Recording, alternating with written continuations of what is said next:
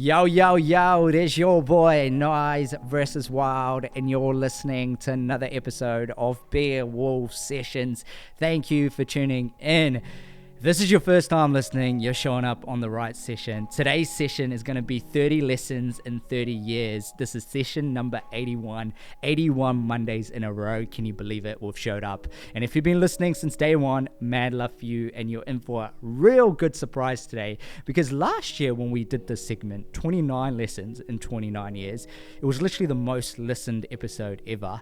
And I know this one's probably going to be the same as well. So I've taken some time to write down 30 lessons or 30 statements that's really made an impact on me in the last 12 months, in the last 5 years, in the last 30 years, which hopefully you can take from me and apply it to your own craft and your own business and your own entrepreneurial journey and in your own artist journey and your own creative journey. And I hope it brings a lot of value. So if this is your first time listening, my name is Nayzel Sushil. I'm a full-time creative entrepreneur from South Auckland. I was born in a rural Fijian village called Lambasa, Bonileka, and my mission in life is to write a story that beats longer than my heart. Now, speaking of stories, big love to Feature Weddings for sponsoring every single Beowulf session every single week. Without Feature Weddings, no Beowulf sessions would ever come to life. So go check out Feature Weddings in the show notes, give them some love, and send anybody that link. All right, so let's get into the good stuff. 30 lessons or things that I've learned in the last 30 years that I value to this day, or that's still part of my life and that's had some sort of an impact. And we're going to start it with classic Beowulf fashion, all right? If you've been listening since day one, if you're a creative, an artist, an entrepreneur, we got to do it right, all right? Any transformation or true transformation or change always starts from within. I know it sounds cliche. I know, I get it. But it always does. That was the number one lesson I want to get across. If you're in your teenage years, if you're in your early 20s, you need to understand this quickly, because if you can, it's going to really take you far in your own journey, in your own art, in your own business, or in your own self, in your personal journey of understanding yourself. Now, change always starts within. I'm going to give you an example. It took me a little while to really understand this. When I was in my early 20s, I always used to blame everyone, to be honest, of like, why don't I deserve this? Or why am I not getting this? I was like real narrow-minded, if that's the sense. And I played the victim a lot. And it wasn't until I realized that change was never found externally. It was only found internally. I really need to process my own internal change where hey, what am I doing today to be better? Or what am I doing today to get to my goals? What am I doing today to get to where I want to get to? Or what am I doing today to the person I want to become? I never did that, or I never really asked those questions. I always used to be like, it's that person's fault. It's where I'm from. I'm not getting the right opportunities because they don't like me. I always talked about them, but never talked about me. And I think when we understand this, that change always starts from within, any kind of change. And when we can do that and really reflect on it, on our own self, we can really go far. So wanted to start with that. All right. Number 2, career virtues versus legacy virtues. Now, I actually wrapped my head around this concept very recently, not too long ago. And I feel like it's been such an awakening in terms of my decision making, in terms of how I want to approach life, in terms of the relationships I want to create. And also what I want to be remembered for as a creative, as an artist, as an ultra runner, as a dad, or you name it. It's all these things. I finally realized that every day we wake up, we got to earn money, we got to work, we got to put food on the table, we got to provide for our families, our communities, and things like that, right? But there's also an element of legacy virtues that we generally put on the back burner, and we never really talk about it. But if we can bring our legacy virtues higher, things like what we value, what we want to be remembered for, what impact we want to leave in the world, what do our kids want to talk about us when they grow up or when we pass away. If we think about these on the regular basis, it can really align us with our career virtues. I know it's usually a very, very tough decision, because I can tell you, my first ever job was a KFC drive-through, right? And I wasn't thinking about my legacy virtues back then. I was literally talking to people through the drive-through and really didn't really know what to do with my life. And I think it wasn't until I started to ask myself these questions of what I want to be remembered for, who the heck am I, and what am I living for?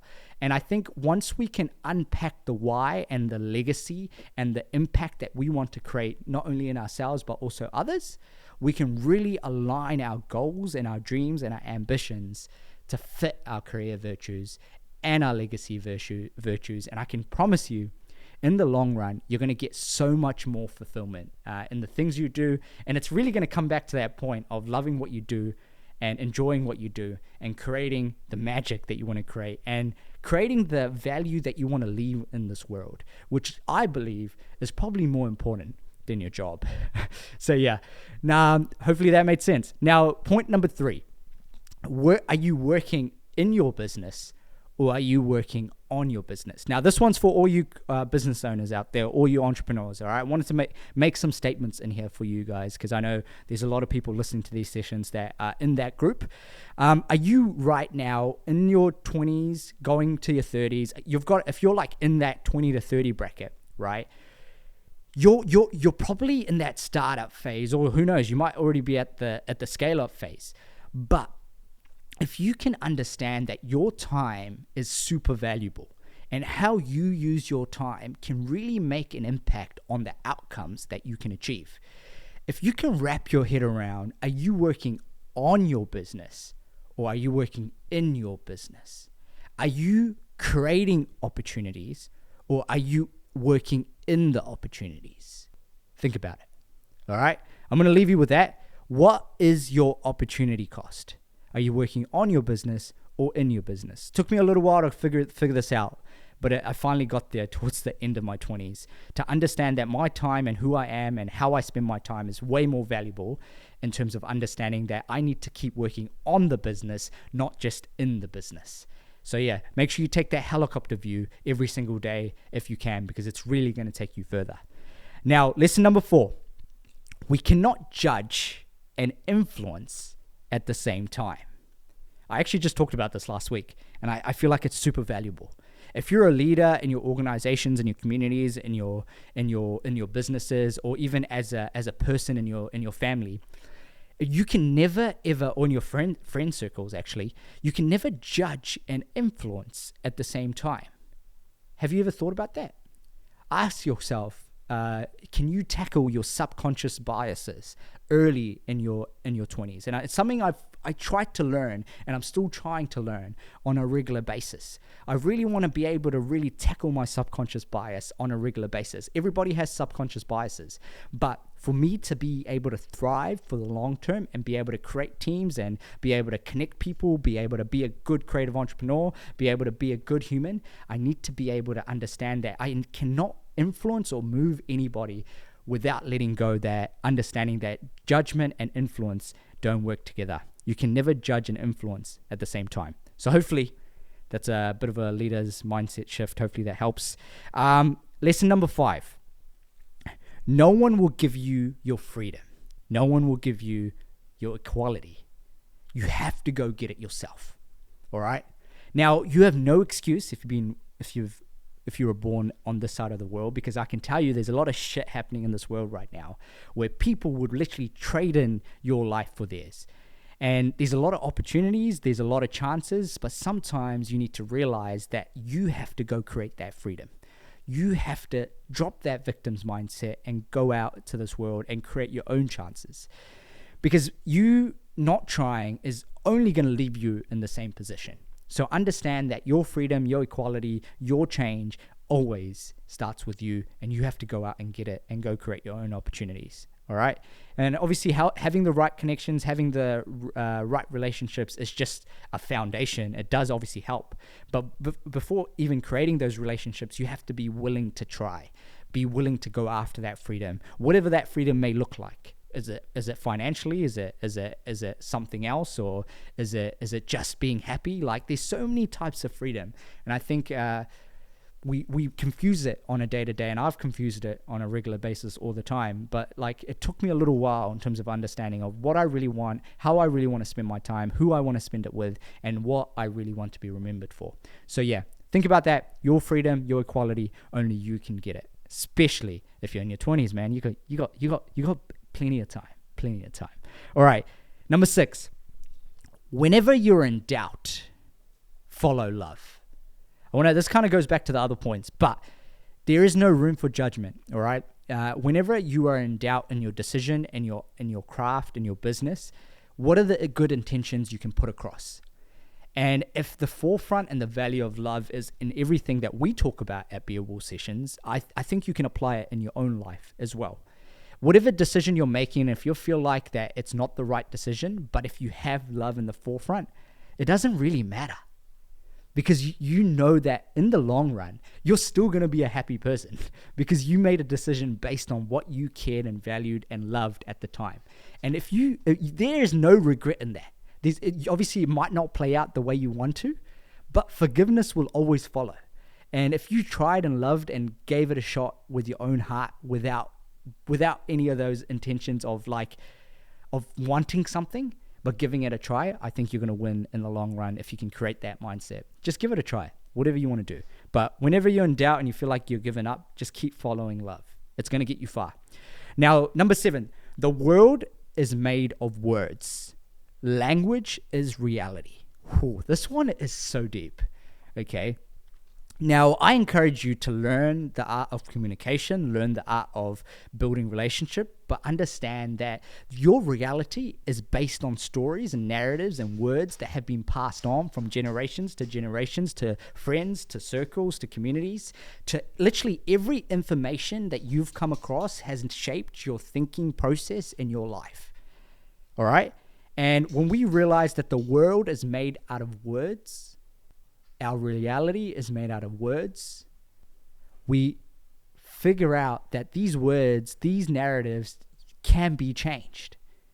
All right? These timeless narratives can be changed as well. And I encourage you to do your research in terms of what you want and how you want to see the world, and never, ever make a move without fact checking every information you can. Because the world, there's so much information in this world due to social media, internet, or pretty much everything. And I really encourage you to do your own research and really learn about yourself and the person you want to be. Because if you can understand that the reality that you see and experience right now and the worldview that you've created is all based on words that's literally gone through your brain. So language is reality. So if you can communicate and articulate who you want to be and the person that you are striving for, I can assure you it can happen. All right, so that was number 7. The world is made out of words. Language is reality. Number 8. This one's another one for you entrepreneurs. There is 3 stages of business. The startup, which is product creation or service creation. Scale up, which is company creation. And grow up, which is legacy creation. Isn't it crazy how it's linked up to career virtues and legacy virtues? Everything you do, you might not see the career virtues at the start, but it will happen at the end. Because remember, we only play in decades, right? At Beowulf, we only play in decades. Now, remembering that there's 3 stages of business: the startup, the scale up, and the grow up. And if you can understand whatever 3 phases you're on right now and realize that the story doesn't end here. If you're at the startup phase, please don't give up. You still have to get to the scale-up phase. If you're already at the scale-up phase, please don't give up, because you need to get to the legacy phase.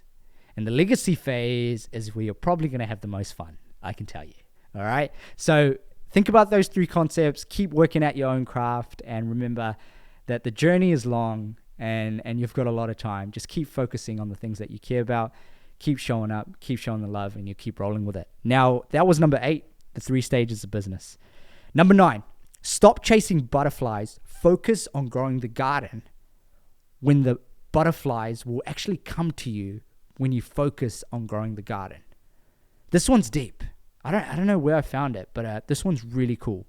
And I think it's probably been one that's made the most amount of impact on me, to be honest.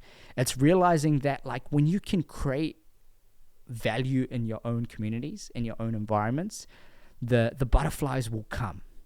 And a lot of times we chase butterflies. And I've done it early in my 20s and my teenage years, chasing butterflies, man. And oh man, I can tell you, chasing butterflies, chasing girls, you name it, I've done it all. But it's realizing that when we stop chasing the butterflies and start working on our garden, start changing the soil, planting some plants, the flowers will blossom and the butterflies will come. All right. And if you can understand that concept early, I can tell you, you'll go far. So yeah, remember that. Stop chasing butterflies, focus on growing the garden, and the butterflies will just come. That was number 9. Number 10, living is giving, full stop. Living is giving, full stop. Just give more. Remember, what number was that? Number 10. Number 11, remember your job as an artist is to create the art that you want to exist in this world. You're not here to please anybody. Hopefully this gets across. So this is number 11.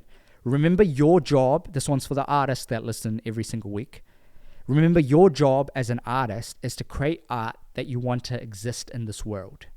You're not here to please anybody because your time is limited, all right? And the value that you want to give and leave and the worldview that you want to create is only limited by the time you've got left. Because remember, as soon as you die, your worldview dies. So what worldview do you want to leave behind so that your impact and your legacy can keep going?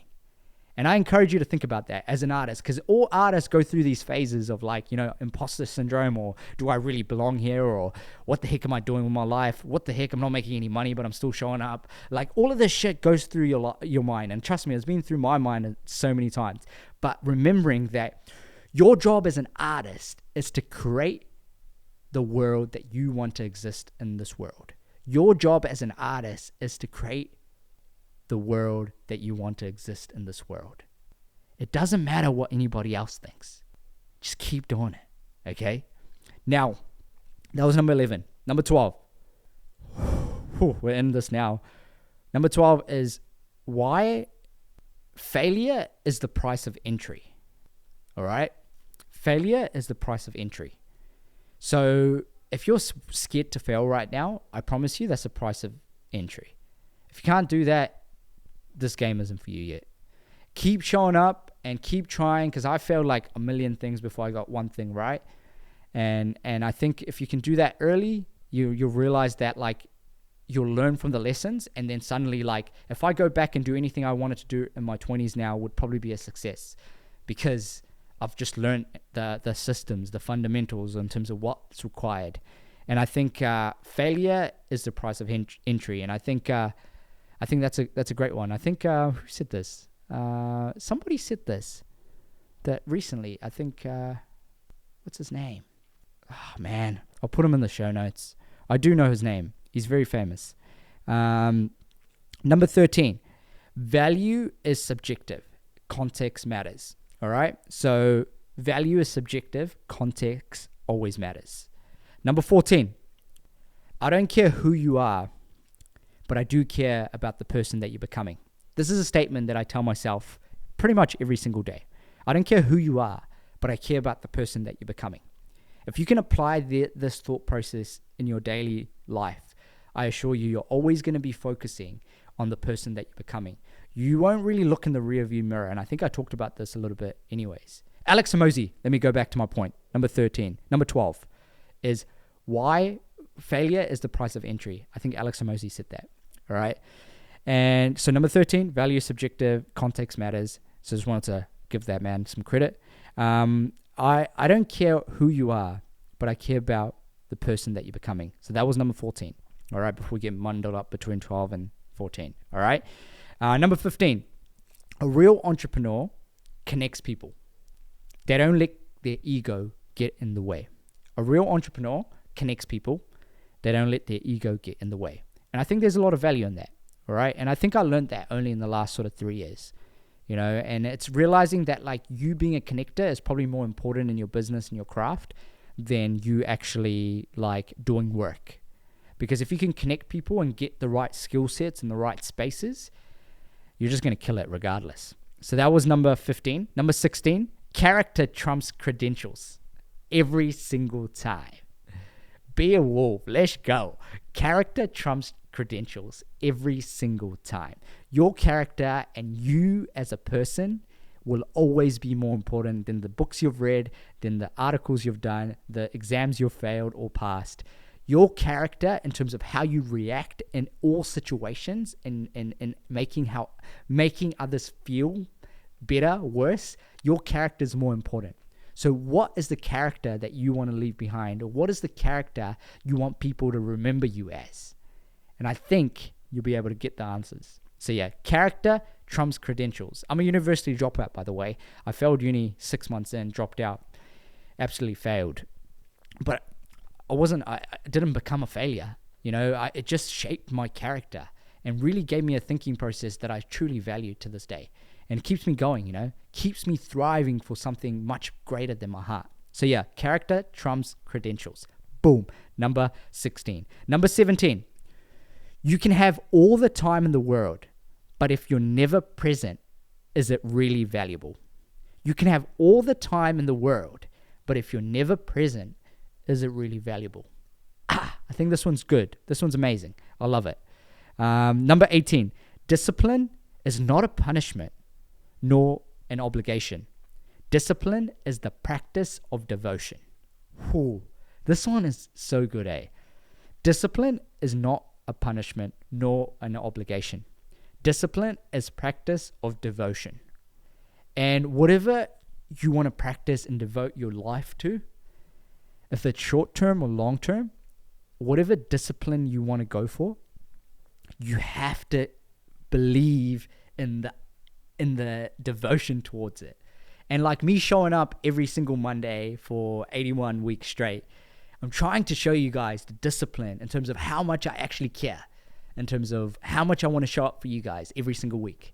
Sometimes there's like 3 people listening, sometimes there's like 10, sometimes there's like a lot more, or sometimes there's nobody. But I'm still showing up every single week, regardless. And that's discipline. I'm not even chasing an outcome. I'm just trying to be better than the last episode. So yeah, hopefully that inspires, and hopefully that keeps you going, realizing that discipline is an obligation, and it's an art of devotion towards the thing that you truly care about. So yeah, that's number 18. Number 19. How do I make less mistakes but not be perfect? Hopefully that makes sense. A lot of times I've talked about this as, we need to be perfect. We need to get things right. We need to be a perfectionist. Like, we need to be the greatest ever. I've said that too, actually, to be honest. I said, we're going to be the greatest ever. And I think it's great because it gives you confidence. It gives you something to believe in, and gives you confidence to believe in yourself. But I think what's more important than that statement is realizing, how can I make less mistakes in my journey so that I can be great, so I can be better, so I can go after greatness, or whatever you want to go after, right? And I think it's realizing that if you focus on what is really going to stop me from not getting there, like how am I going to be able to focus on better health, or how am I going to be able to eat better so my body's functioning so I can be better? How can I avoid mistakes of like bad eating, or like drinking, or not exercising? Like, it's understanding that the mistakes that you make in your journey can be avoided. And if you can be aware of the mistakes, the greatness part, or getting to your goal or ambitions, is going to be a lot easier, because a lot of times we focus on that outcome, but don't really focus on like getting the mistakes right. We make a mistake and we go back and make the same mistake. Do you get what I mean? And I've done it multiple times, but it's when we realize that if we just focus on the mistakes and try and improve the mistakes, the outcome part will just come. So yeah, learn how to make less mistakes, because you're still going to make mistakes. You're not going to be perfect, but just learn how to make less mistakes early in your 20s if you can, or in your life. All right. Now, that was number 19. Number 20. You will get what you deserve. Straight up. You will get what you deserve. Whatever you feel like you deserve in your life right now is what you're going to get. If you deserve that job you're in right now and that you completely hate, that's what you're going to get. If you deserve to be in that relationship, and if you feel like you deserve that, that's all you're going to get. If you deserve to be the greatest creative in the planet, like, if you believe it, okay, go after it. Go tell me that you deserve it. Prove me that you deserve it. Show me the proof of work to tell me that your experience and your understanding is the reason that you can be the greatest creative in the world. All right? Or the greatest artist, the greatest musician, the greatest within you. All right? But what you deserve is what you, the deservedness of, is that even a word? Is that a word? What you deserve is what you're going to get, is what I'm trying to say. So yeah. So make sure you set those priorities right and understand that you whatever you're trying to go after, if you really deserve it, you'll get it. It's just got to put in the work, to be honest. Put in the work and show me the proof of work to make it happen. So yeah.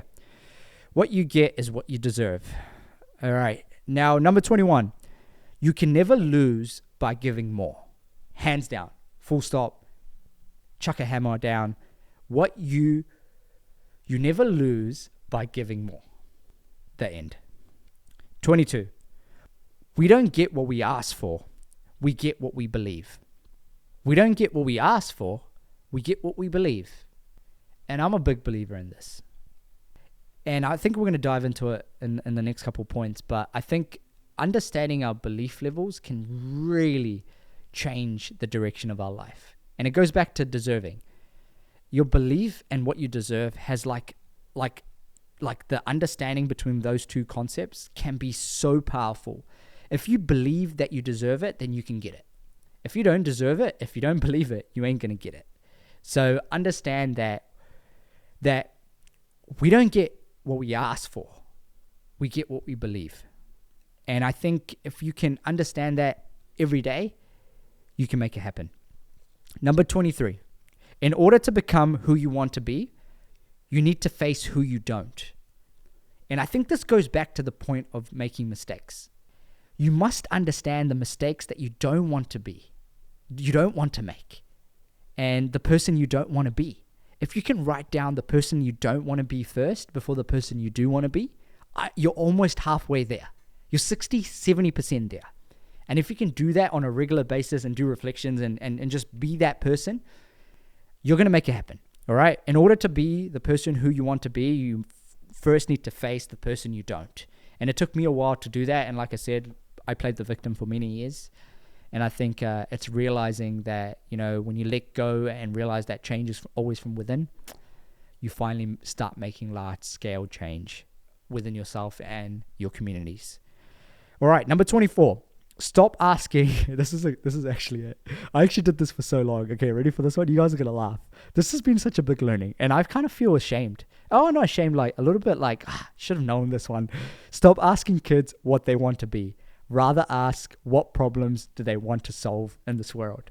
All right, so the Beowulf movement started with like giving out kids hoodies, right? And we used to do it every year, and we still do it every year.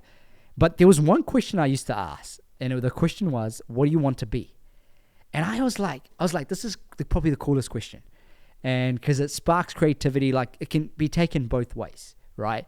But then slowly as I started in my journey of running a business and doing the things I want to do, I started to realize that it's not really about what we want to be. It's about what problems do we really want to solve in this world. Because every generation somehow always has different problems, slightly. But the how we attack and influence those problems, or how we try to fix those problems, is usually the same process with maybe a couple of different touch points. But it's realizing that when we get attached to an identity, that's where the problem is. All right? And every day I consistently try to make sure I'm floating on different identities, not in a bad way, but just to realize that, hey, look, you got to be very, very, you have to be able to pivot is what I'm trying to say. You have to be able to be adaptful.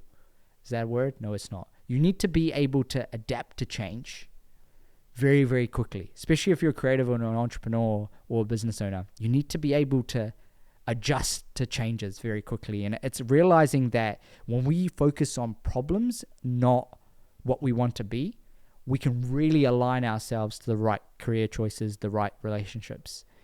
And I think there's a lot of value in that. So yeah, hopefully that helps. Stop asking kids what they want to be when they grow up. Ask them what problems do they want to solve. And I'm doing that every single day now in the Be a Wolf movement and literally everything I do. Number 25. We're almost there. 5 more. True happiness is not what we get. It's what we become. Wow. What does that even mean, Nayzel? Okay, let me explain. I'm going to try. All right. True happiness isn't ever found in all the material things. And it's never found in the shirt I wear and the hats I wear and the shoes I wear. It's never found in that. But somehow happiness is always found in words of affirmation in terms of how I make others feel or how these sessions make you feel. And you reply and tell me, oh my God, like I really liked that episode, Nayz. It was really, really good. It's funny how those things are free. So, moral of the fucking story is be nice, be kind, and show up for others where you can every single day. Show up for your community. If no one's showing up, you show up. Because regardless, true happiness will always come not from what you get, but who you become. And you becoming a better person every single day, changing the world in small scale, large scale, or even within yourself. The fulfillment in that is absolutely priceless. So keep doing you, man. Keep showing up. All right? All right, that's a good one. Number 26. Interested people focus on obsessed people to change the world. Interested people focus on obsessed people that change the world. It's always the obsessed. Oh my God, my dyslexic's kicking in. All right. Obsessed people change the world, not going to lie. You have to be obsessed. You have to have the belief that you deserve it, that you can create that belief system within yourself. And if you can, you will change the world because you're obsessed. And anybody else that doesn't believe it, it's just not their vision. It's just not their dream. And if you can realize that early, that stop trying to sell your vision to somebody else. They're not going to get it. It's not their goal. It's not their mission. It's not their story to write in this world, in this life. So obsessed people are the ones that are going to always change the world. All right. So if it means that you have to be unbalanced, you have to be sound a little bit crazy at times, it's okay, because they don't understand your dreams, your ambitions, what you're trying to achieve. And sometimes you might not understand it too, but sometimes you just got to keep going. All right. Even if you don't understand, because the learnings come from trying. And I talk about that too much, but I will keep showing up, because that, if you can understand that not everybody will understand you, and that's okay, but the ones that need to will always be there. All right? And you're just you're like funneling the right people to you, the right butterflies. Oh, going back to my butterfly point, the garden? Make sure you guys go back and listen to that point. That was magic. So make sure you funnel it in, and the butterflies will come, and realize that, interested people focus on obsessed people to change the world. So go create, stop just scrolling, go create your own value, go create your own worldview, go create your own art, and really try to create positive impact that can outlast your heartbeat. All right. Now, I think we're number 26 now, 27. Oh, this one's good. There is no special humans in this world, just humans with special there's no special humans in this world, just humans with different self-belief levels. There's no special humans in this world, just humans with different self-belief levels. It's like a scale. What scale are you at right now? And whatever you're trying to achieve, and if you see somebody achieving it in your circles, in your communities, or as a role model, you see somebody achieving it. Trust me, there's no difference between you and them. It's literally that person just might be on a different scale in terms of belief levels. So you might be at a lower level in terms of belief level, and you just haven't got there in terms of haven't put in the proof of work to get to that point. But it's not out of the count yet. So stop comparing and just go start doing. All right. That was number 27. Number 28 is, when the pain of the current reality is greater than fear, that's when we change. Number 28, that's deep. When the pain of the current reality is greater than fear, that's when we change. I'm going to give you an example, right? When I was working my 9-to-5 job, all right, it was quite comfortable. And I did that in my early 20s, up to my late 20s, you name it. And I realized that I was never going to change because I was so comfortable in that environment. And I was getting the paycheck, I didn't really want to take risks because I'm like getting paid, like putting food on the table, blah, blah, blah. But in my heart, my legacy virtues were like hitting me. I'm like, Nayzel, you can do so much more. You deserve so much more. You've got so much more belief, but you're just like letting it down the gutter. It took me so long to wrap my head around that.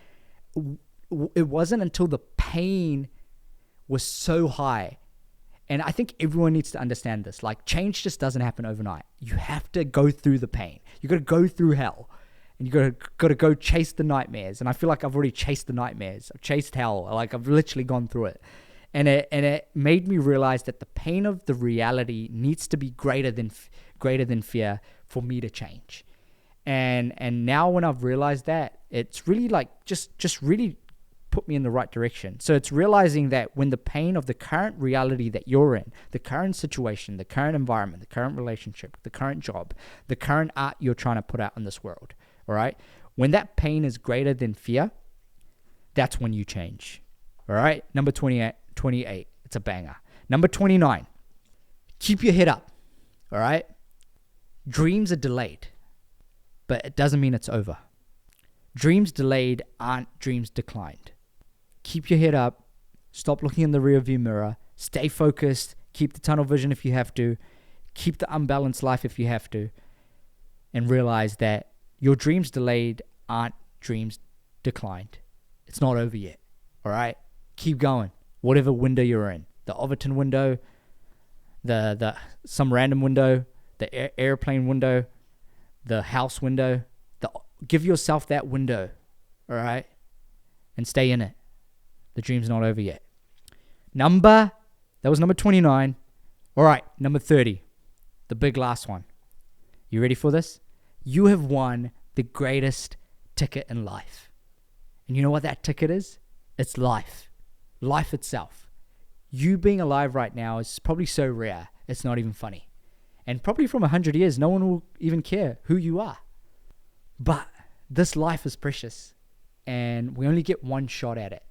And as I turn 30, I just want to take a moment to just appreciate it, and just say that if you're in a position like just doesn't feel like it's all going good, I promise you, there's so much of life left in you, and not for a moment think that you're alone.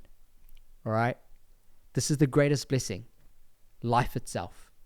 So, you tell me, what are you going to do with the winning ticket? Keep being a wolf. Keep going. Let's go. Wow, what a session. Can you believe it? Whoa. 30 lessons in 30 years. 30 statements in 30 years. Whatever you want to call it. Some of them were statements. You get what I mean.